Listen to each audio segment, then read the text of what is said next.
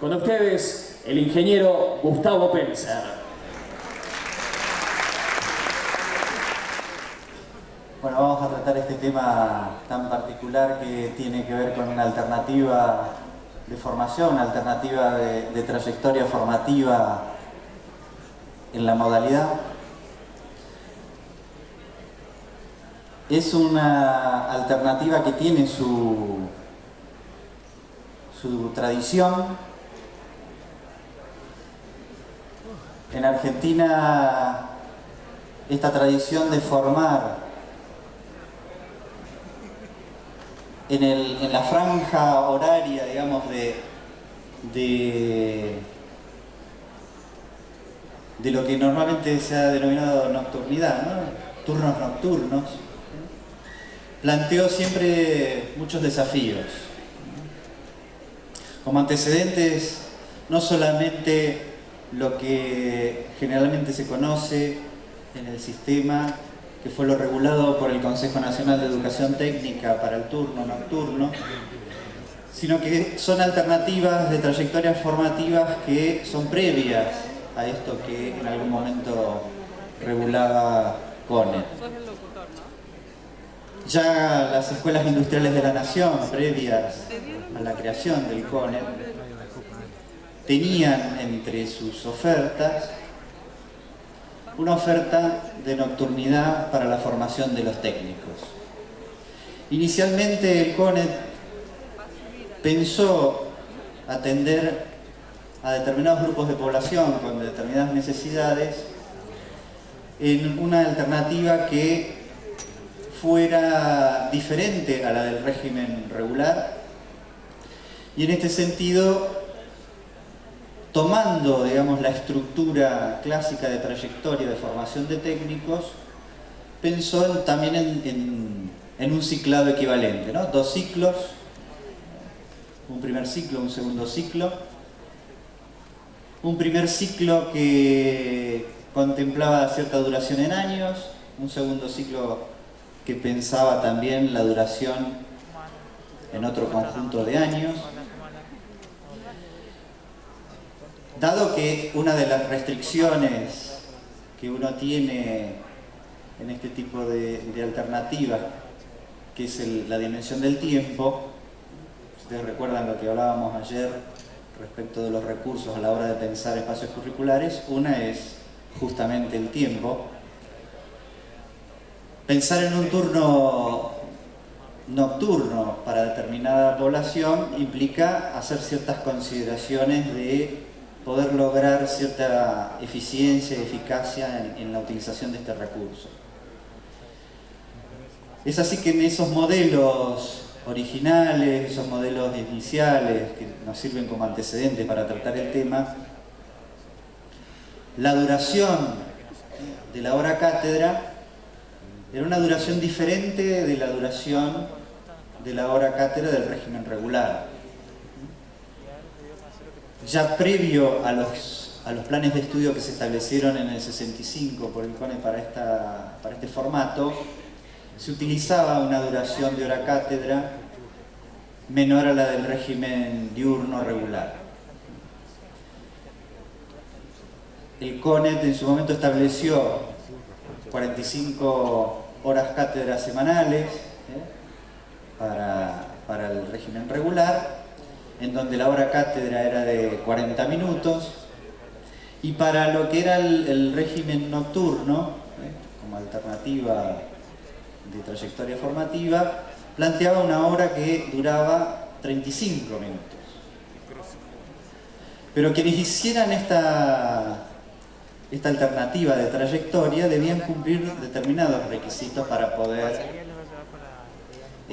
formarse como técnicos y tener una formación equivalente a la del régimen regular. Entonces, la duración en años de ambos ciclos era más larga. Tanto el primer ciclo como el segundo ciclo tenían 4 años. Es decir, que quienes de alguna manera necesitaban optar por esta oferta de nocturnidad tenían un primer ciclo de 4 años y un segundo ciclo de 4 años también, con una duración de hora cátedra menor, pero el número de horas cátedra era el mismo que la del régimen regular. Obviamente esto para que la totalidad de la carga horaria pudiera caber en la franja etaria pensada para la nocturnidad. Con posterioridad había algunos problemas que surgían para la primera etapa del desarrollo de ese primer ciclo, y inmediatamente al poco tiempo de implementar esta regulación, el CONE achicó la duración en años del primer ciclo, pasándola de 4 a 3. Y lo que más se extendió en el sistema CONE hasta que se disuelve fue una duración de 7 años, en donde teníamos un primer ciclo de 3 años, un segundo ciclo de 4 años, con estas duraciones de cargas horarias. Pero había una exigencia para preservar la naturaleza de la educación técnico-profesional de pedir ciertos requisitos a los estudiantes que abordaban este tipo de alternativa, que era cumplir con algunas exigencias de experiencia laboral que permitiera compensar carga horaria y compensar algunos saberes que se adquirían en el régimen regular a través de otras estrategias. Bueno, ustedes saben, el Consejo Nacional se disuelve en el año 95, hay un decreto presidencial reglamentario de la Ley Federal de Educación, que fue el decreto 606, disuelve el CONE, crea ese decreto el Instituto Nacional de Educación Tecnológica. En el ámbito del instituto crea el Consejo Nacional de Educación Trabajo, preservando de esta manera dentro del Ministerio de Educación un ámbito de discusión de las ofertas de carácter tripartito como lo tenía el Consejo Nacional de Educación Técnica, el CONE. Esta representación de los trabajadores, del Estado y de los empleadores a través de ese consejo. Transcurren las transformaciones educativas que todos conocemos, para bien, para mal, muchas veces mal hechas. Obviamente, previo a esta normativa, en el año 92, ustedes saben que la ley 24.049 transfiere todas las instituciones que estaban bajo la gestión nacional. Es decir, que en el caso de educación técnica, las escuelas nacionales de educación técnica pasan a depender de las jurisdicciones. Son la famosa ley de transferencia del sistema, que se hizo a través de convenios con las provincias. Pero en esa transferencia y en esos procesos de transformación que se fueron dando, que no solamente son de ese momento, hubo procesos de transformación anteriores. Yo les decía que previo al CONE ya teníamos un sistema de educación técnica en donde había una alternativa de nocturnidad también, que tuvo su normalización, su sistematización y organización mientras el CONE gestionó el sistema nacional. Pero durante todas estas transformaciones, esa alternativa, ese régimen que daba respuesta a determinadas necesidades de la población fue teniendo modificaciones. Tuvo modificaciones en el orden de la jurisdicción nacional mientras las instituciones pertenecían a la nación, algunas de ellas, apenas el 10% de lo que existe hoy. Tuvo transformaciones en cada una de las jurisdicciones, ya con la transferencia. Tanto es así que en alguna jurisdicción ese segundo ciclo de los turnos nocturnos tuvo una disminución también en carga horaria. Se transformó en alguna jurisdicción en 3 años de segundo ciclo. Con lo cual quedó una duración anual equivalente a la duración del régimen regular. Digo, en términos de años, no de cargas horarias, de años, porque siguió manteniéndose para ese régimen alternativo la disminución que ya había de carga horaria de la hora cátedra. Con lo cual,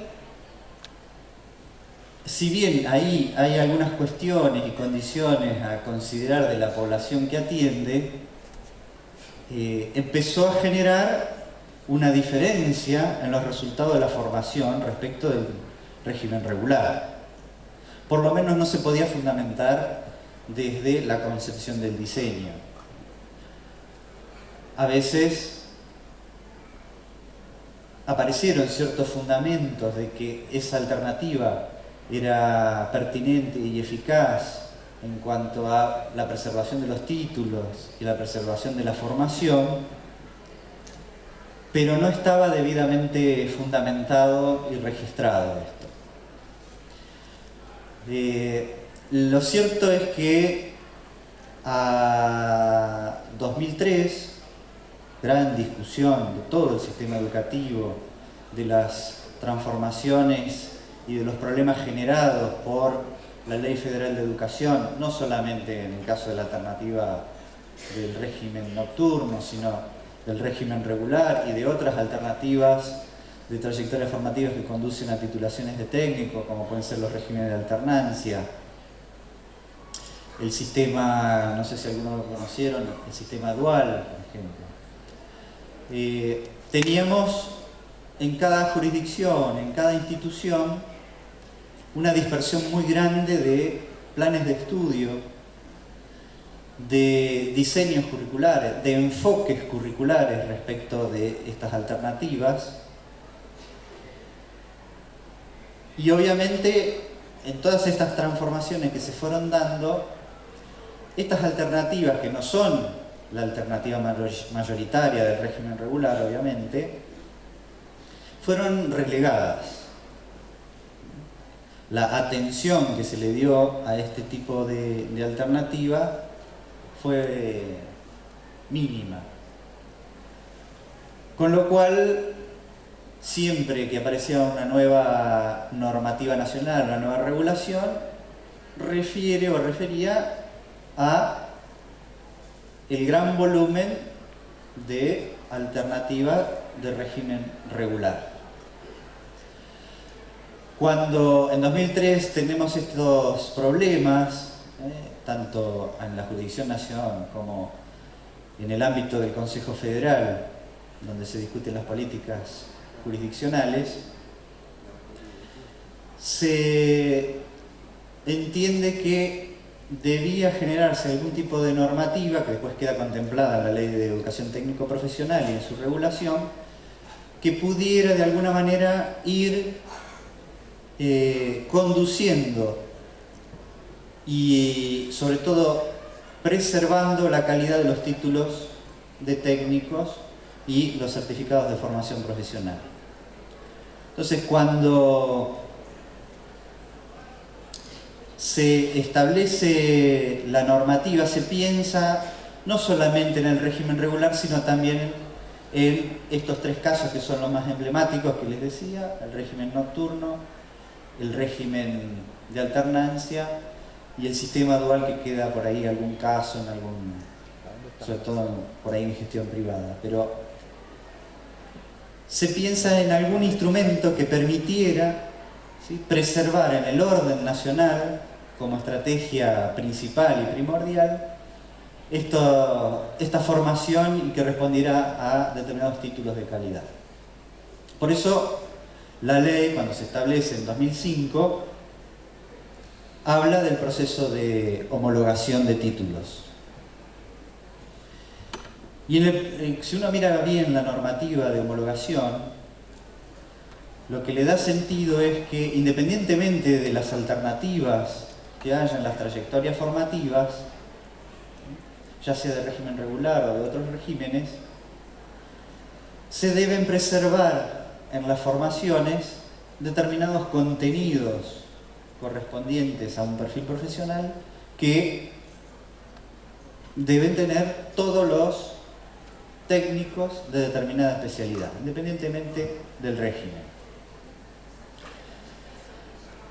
Inclusive, la homologación de títulos refiere también a posibilidades de respetar ciertas tradiciones en las denominaciones de los títulos. Si bien en el orden federal acordamos entre todas las jurisdicciones que hay un título de referencia,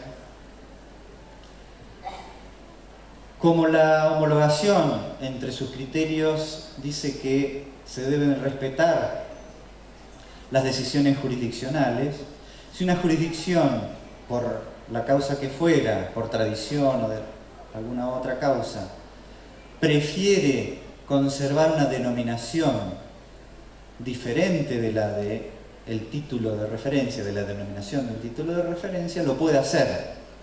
Y este es el sentido también de la homologación. Por ejemplo, ustedes saben que tradicionalmente había en Argentina una denominación para un título que era el de mecánico electricista, ¿sí?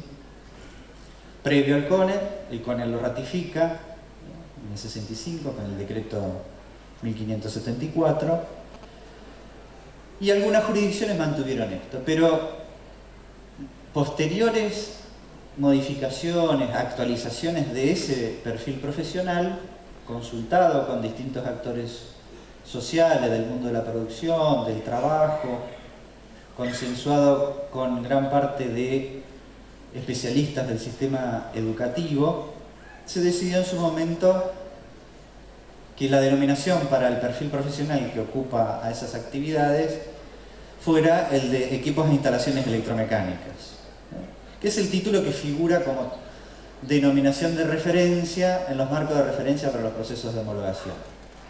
Ahora, si una jurisdicción quiso mantener la denominación mecánico-electricista, cuando ingresa ese título al proceso de homologación, que ingresa obviamente con su correspondiente plan de estudios, se hace un análisis comparativo del plan con los elementos del marco de referencia, y si se cumple, finalmente del análisis surge un dictamen de homologación favorable que dice que el título de mecánico electricista de la jurisdicción X está homologado al título de referencia Y del marco de referencia aprobado por el Consejo Federal, resolución tanto, ¿sí?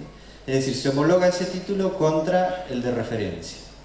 Obviamente todo el análisis se hace a través de un análisis de plan de estudio con los parámetros acordados que están en esos documentos de marcos de referencia. Los parámetros que establece la homologación para poder llevar adelante el proceso son algunas cuestiones que son claves para preservar título y perfil profesional. Son parámetros que en realidad no hablan de enfoque curricular, no hablan de plan de estudio, no hay una estructura curricular en un marco de referencia. El marco de referencia no es un plan de estudios, simplemente son algunas cuestiones que permiten llevar adelante ese análisis comparativo de un diseño que se realiza en una determinada jurisdicción en función de su autonomía y la autonomía que le da la ley. Pero sí son cuestiones mínimas que debemos preservar para la movilidad de los técnicos, para la movilidad de los estudiantes de la modalidad de educación técnico-profesional. Entonces, teniendo claro este concepto, como dice por ahí, en uno de los puntos, en el último punto, como principio rector general, el reconocimiento nacional de un régimen alternativo como este debe responder a los requisitos del proceso de homologación como instrumento de mejora de la calidad. Es decir, En un régimen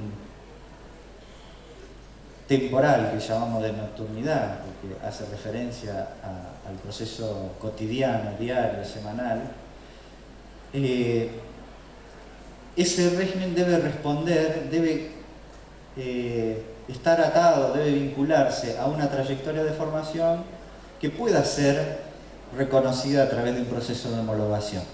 Podemos tener para ese título, obviamente, un plan de estudio de régimen regular, el gran porcentaje es diurno, un plan de estudio que responde a un marco de referencia determinado, pero también podemos tener una alternativa diferente de una trayectoria de formación que tendrá ciertos requisitos, que también conduce a ese mismo título del régimen regular, pero que perfectamente puede ser homologado a un determinado título de referencia en las condiciones que establece un marco de referencia acordado.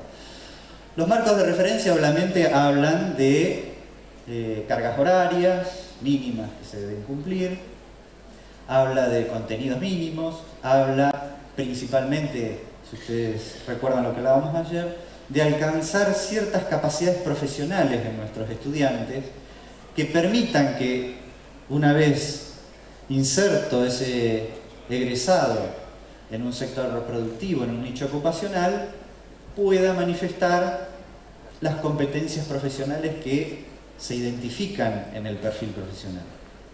Sí, yendo un poco a lo que decía Humberto Javier José hoy en términos de competencias.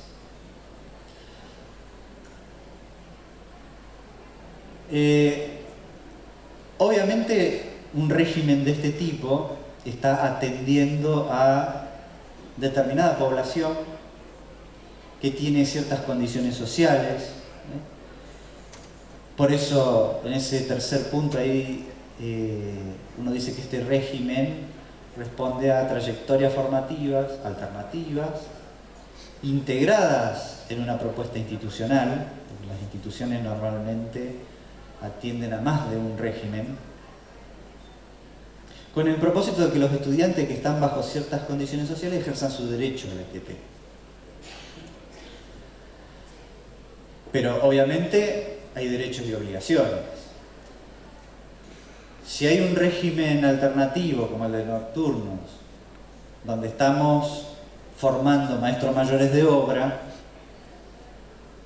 evidentemente hay ciertas obligaciones que debemos cumplir. ¿Cuáles son las obligaciones a nivel federal? Las de los marcos de referencia correspondientes al maestro mayor de obra. Recuerden que acá estamos hablando de trayectorias que forman profesionales. Miguel, también Jorge Zavala ayer. Si hay algo que nos caracteriza en la modalidad es que formamos profesionales, ya sea de educación técnica o de formación profesional, formamos profesionales. Y eso lo tenemos que preservar independientemente de los regímenes, del régimen regular, del régimen de alternancia, del régimen nocturno, del sistema dual. Entonces me parece que esto es como un principio rector general que no podemos soslayar en ningún régimen. Por lo tanto, el plan de estudio que desarrollemos debe conducir a un título que responde a un perfil profesional que tenemos acordado. Hay habilitaciones profesionales que debemos preservar. Y entonces, bueno, ahí vienen esas condiciones sociales de los estudiantes, ¿no? ¿Cómo compatibilizamos las necesidades que tiene determinado grupo de población con estas obligaciones generales que nos exige el ejercicio profesional y que a su vez son exigencias que se hacen hacia el sistema educativo? Cuando yo ayer les decía, debemos desarrollar en los estudiantes determinadas capacidades profesionales, eso ya son capacidades en términos de objetivo, independientemente del plan. Yo necesito que un técnico electricista desarrolle a lo largo de su formación ciertas capacidades de análisis de circuitos eléctricos, por ejemplo. Esa capacidad de análisis los docentes podrán evaluarla a través de ciertos indicadores. Bueno, en los diseños, en algunos enfoques curriculares los denominamos evidencias del alcance de esas capacidades, que el equipo docente puede obtenerlas a través de lo que llamamos formas de evidencia, que son exámenes, pruebas, proyectos, etc. Son indicadores que los docentes van obteniendo a través del proceso de aprendizaje. Cuando los docentes consideran que este estudiante ha alcanzado determinada capacidad, evidentemente puede ese estudiante promover ese proceso de aprendizaje, esas materias o esos módulos, dependiendo de qué estemos considerando. Pero es importante porque también podemos plantear, en términos de objetivos operacionales de formación, un régimen que considere las capacidades profesionales también. Ahora, el conjunto de actividades formativas que desarrollan esas capacidades, evidentemente, son actividades formativas que nos plantean un desafío en el régimen regular y otro desafío en un régimen nocturno, por ejemplo, en donde tenemos una restricción de tiempos. Entonces, ahí aparecen las cuestiones pedagógicas, el conocimiento pedagógico, el fundamento pedagógico para plantear determinadas actividades que en un régimen que tiene restricción de tiempo permita que esos estudiantes adquieran esas capacidades, que son las mismas que va a adquirir el estudiante que está en el régimen regular. Uno se pregunta, ¿se puede hacer? Sí, me parece que sí, está demostrado y hay muchos ejemplos de que esto se puede hacer. Yo cuando les decía, miramos el panorama a nivel nacional después de varios años de dejar implementar el régimen nocturno, vemos que hay muchos modelos de régimen. Hay algunos que solamente consideran el segundo ciclo en la nocturnidad, no lo permiten en el primer ciclo, otros que sí lo permiten en el primer ciclo, otros que tienen un segundo ciclo que preservó el esquema CONE de 4 años, otros que han achicado la duración en años.